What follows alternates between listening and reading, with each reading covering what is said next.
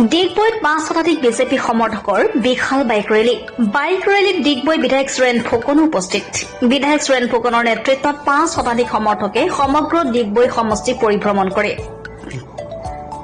50,000তকৈ অধিক ভোটত সৰ্বানন্দ সোণোৱাল জয়ী হ'ব বুলি বিধায়ক সুৰেণ ফুকনে সংবাদ মাধ্যমৰ আগত অৱগত কৰে।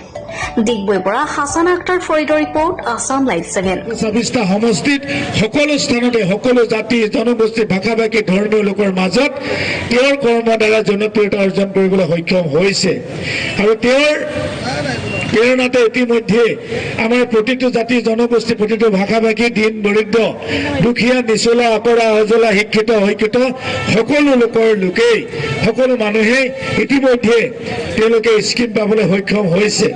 গতিকে মই আশা ৰাখিছোঁ আমি ডিগবৈ সমষ্টিটোৰ পৰা অতি কমেও 50,000 পৰা 60,000 ভোটৰ ব্যৱধানত এবাৰ সৰ্বানন্দ সোণোৱাল জয়ী হ'ব।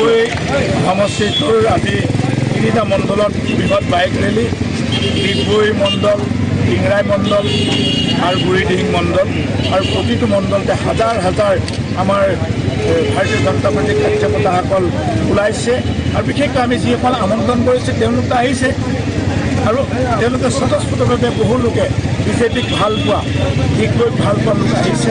গতিকে আমি সকলোকে ধন্যবাদ দিছোঁ।